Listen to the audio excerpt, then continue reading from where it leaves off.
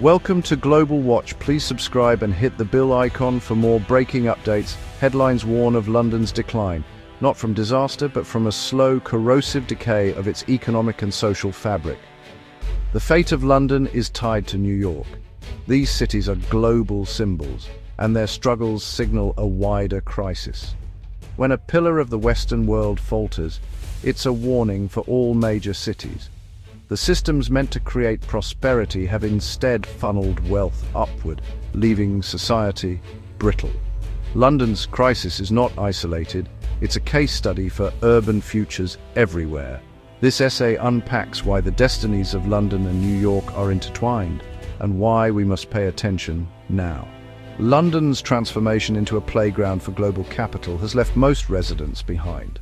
Once a city defined by its vibrant communities and opportunities for all, London now feels increasingly out of reach for ordinary people.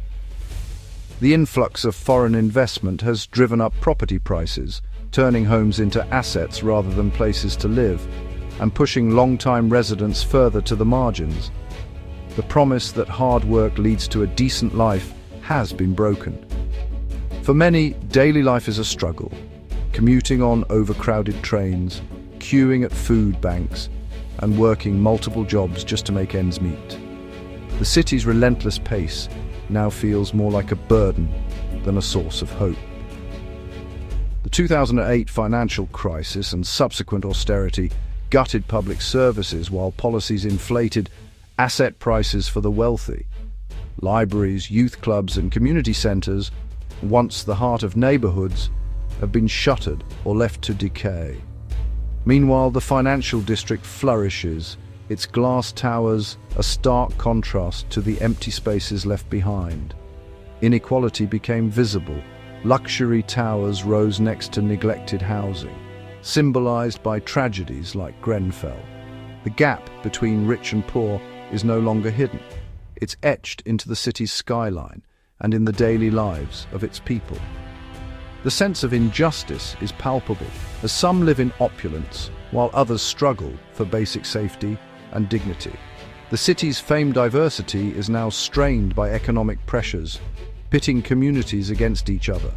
Rising costs and shrinking resources have fueled resentment and competition, making it harder for Londoners to find common ground. The social fabric that once held neighbourhoods together is fraying.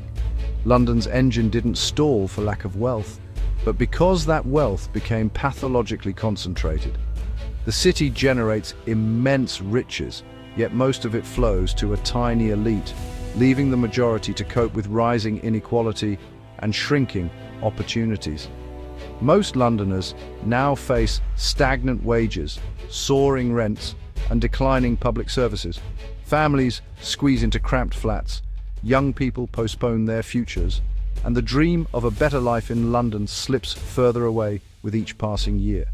This is collapse, a slow erosion of what makes a city livable and fair. As public space is empty and community ties weaken, London risks losing the very qualities that once made it a beacon of hope and opportunity for so many. I grew up in East London, surrounded by working-class families and a sense of community that shaped my early worldview. The streets were always alive with people hustling to make ends meet, and I saw firsthand how hard people worked just to get by. My upbringing was far removed from the polished world of high finance, where fortunes are made and lost in seconds. The financial district always felt like another universe, one that seemed to operate by its own rules, disconnected from the daily struggles I witnessed. When I eventually became a trader, I was thrust into that universe. I saw up close how the aftermath of the 2008 financial crisis deepened inequality, making it nearly impossible for ordinary people to recover. The system seemed rigged to benefit a select few, while the rest were left behind. I realized that interest rates would stay low for years, not because of some grand economic strategy, but because most people simply didn't have money to spend. The economy was stuck in a rut, and I bet on that stagnation, and I was right. My financial success didn't come from betting on innovation or growth, but from understanding that the system was fundamentally broken. I profited by predicting that things wouldn't get better for most people. Eventually, I couldn't ignore the moral cost. I left finance because I couldn't keep making money from a system that was failing so many. It felt wrong to profit while others suffered. Now, I use my platform to break down how this financial game is played, exposing the rules that keep most people out. I want to help others understand why the current system is unsustainable and what needs to change. My warning isn't about rejecting capitalism itself, but about challenging a version of capitalism that's lost touch with reality. When profits matter more than people, the system is bound to fail. The truth is, this system is programmed to self-destruct. The warning signs are everywhere. Volatile markets, rising inequality, and a growing sense of instability. The fallout is already visible in London's empty shops and struggling neighborhoods. And if nothing changes, New York and other cities will soon face the same fate. We need to wake up before it's too late. London and New York, two of the world's most iconic cities, are facing parallel crises that threaten the very fabric of urban life. In both metropolises, wages have failed to keep pace with the relentless rise in housing costs, leaving millions struggling to afford even basic shelter.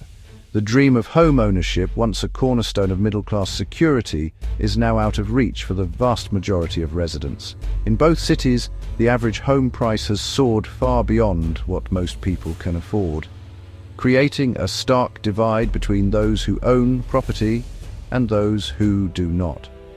Wealth is increasingly concentrated at the very top, with luxury apartments and exclusive neighborhoods becoming symbols of a widening gap. The richest 1% in the UK now own more than the bottom 70% combined, a staggering statistic that highlights the scale of inequality.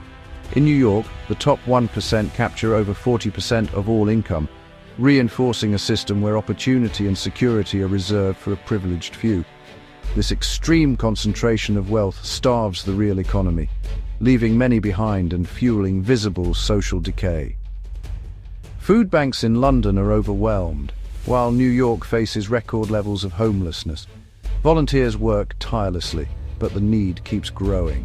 Both cities are becoming fractured archipelagos, patchworks of immense wealth surrounded by islands of precarity and struggle. The contrast between luxury and poverty is now visible on every street, deepening social divides and eroding community bonds. The financialization of housing, where homes are treated as investment vehicles rather than places to live, combined with policies that favor capital over labor, is driving this trend. New developments cater to the wealthy while affordable options disappear. Empty luxury flats in Manhattan mirror the dark, uninhabited mansions of Kensington.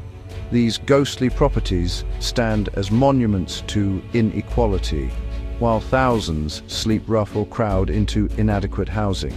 The data is clear. Both London and New York are on the same unsustainable path, where rising inequality and unaffordable housing threaten the future of their diverse, vibrant communities. Without bold action, these global giants risk becoming cities for the few, not the many. My interview on Piers Morgan Uncensored marked a turning point. These warnings are now mainstream. Piers understood the pain millions feel isn't a bug, but a feature of the system.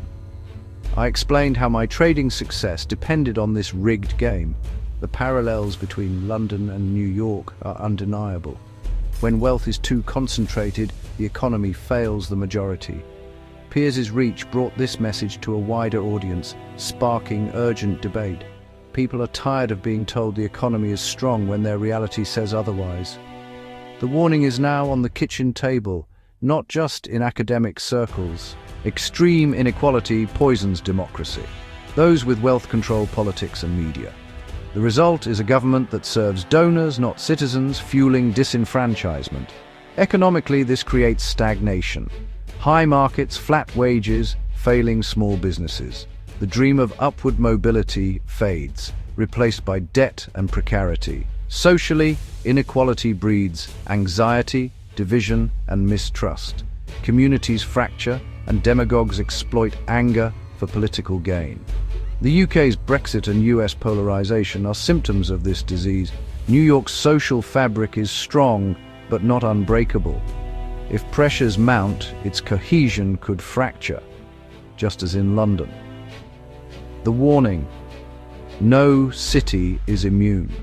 The billionaire class owns the media and distracts us with culture wars. If the bottom 90% united for fairer wages and wealth taxes, the elite's power would be threatened. Instead, we're divided by emotionally charged issues, losing sight of our shared economic struggles. Divide and conquer keeps us fighting each other while wealth flows upward. Viral media clashes are distractions from the real crisis. The true divide isn't cultural, it's economic, the 1% versus everyone else. Until we see through the distraction, we remain powerless. We face a fork in the road, renewal or decay. One path is progressive reform, recognizing inequality as the disease and taxing extreme wealth to rebuild public goods. A modest wealth tax could fund housing, healthcare, and education, restoring social mobility. The other path is reactionary nationalism and collapse, anger exploited by demagogues, leading to division and authoritarianism. The wealthy retreat behind gates, the rest fight over scraps. This is not theoretical. These forces are battling for power now. The future of London and New York depends on which path we choose. Will we reform or descend into fear and division? The choice is urgent and real. Our city's destinies hang in the balance. This isn't just about London or New York, it's about your life and your future. The economic forces at play shape everything from your rent to your children's prospects. The struggle to keep up isn't your fault, it's a systemic problem. Understanding the real workings of the economy is the first step. Talk about these issues, share information, and demand answers from leaders. Refuse to be distracted by culture wars. Focus on the core economic questions. Change is possible if we act together. The conversation has started. Now it's up to us to carry it forward.